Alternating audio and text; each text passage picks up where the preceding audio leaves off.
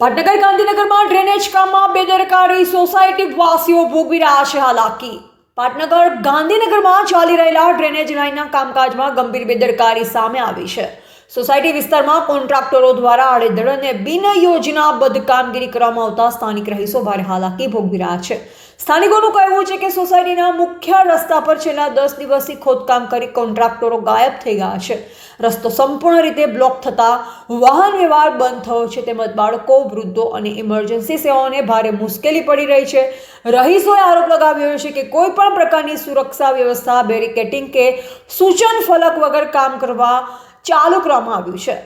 હવે અધૂરું કામ છોડી કોન્ટ્રાક્ટરો ગાયબ થતા ભ્રષ્ટાચારપૂર્ણ કામગીરીનો શંકાસ્પદ મુદ્દો ઊભો થયો છે. સ્થાનિકો દ્વારા વારંવાર નગરપાલિકા અને સંબંધિત વિભાગમાં રજૂઆતો કરવા છતાં પણ હજુ સુધી કોઈ જવાબદાર અધિકારી સ્થળ પર પહોંચ્યો નથી, જે કારણે લોકોમાં રોષ ફેલાયો છે.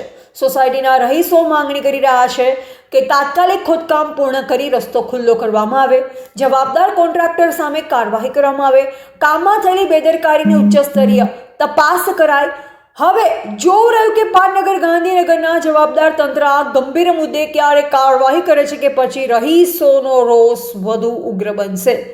વધુ અપડેટ્સ માટે જોડાયેલા રહો એજીપી ન્યૂઝ ઇન્ડિયા સાથે. ગાંધીનગર ખાતે સેક્ટર 5A ડ્રેનેજ લાઇનનું કામ સરકાર દ્વારા ટેન્ડર દ્વારા જે કોન્ટ્રાક્ટરશ્રી કરી રહ્યા છે તેમની કામની પદ્ધતિ તેમજ કામકાજ કરવાની રીતભાત, આ એક સોસાયટીનો વ્યૂ તમે જોઈ રહ્યા છો કે સોસાયટીમાં રહેતા માણસોને સંપૂર્ણપણે હાલાકી પડે.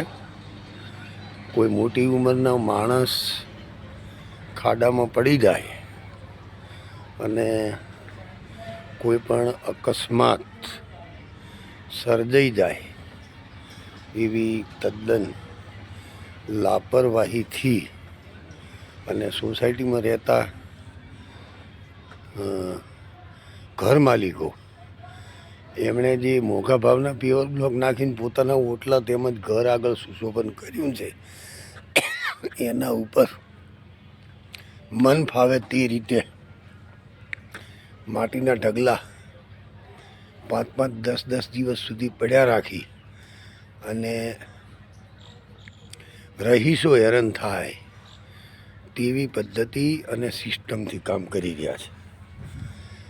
કામના ક્વોલિટી કે બીજું ત્રીજું એ તો સરકારી તંત્રને જોવાનો સમય છે કે નથી એ તો ભગવાન જાણે, પણ જે છે એ સરકારી તંત્રનો બી વ્યવસ્થા તંત્રનો અભાવ તેમજ સરકારી તંત્રની નિષ્ક્રિયતા અને કોન્ટ્રાક્ટરની તો ઠામુકી એટલી નિષ્ક્રિયતા છે કે જેની વાત જવા દો. એમ જો આ ગટર તેમજ ઉભરાયેલા પાણીનું ખાબોચિયું ભર્યું છે.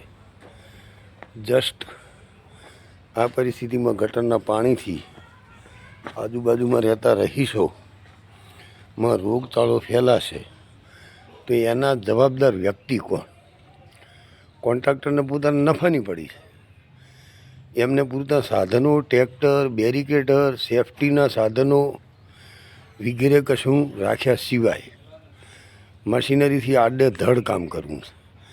દર આંતરે દાડે એકાદી ગેસ લાઇન જેસીબીમાં કટ થઈ જાય છે, જેસીબીથી ખોદાણમાં, કાં તો વીજ સપ્લાય ખોરવાઈ જાય, એ રીતે કેબલ કપાઈ જાય છે. એટલે એમનું વર્તન જુઓ, કામની પ્રણાલી જુઓ કે સોસાયટીમાં રહેતા જેસીબીમાં માણસો હેરાન થશે એ પોહાશે, પોતાનું તરફાણ ઉપર આવવું જોઈએ.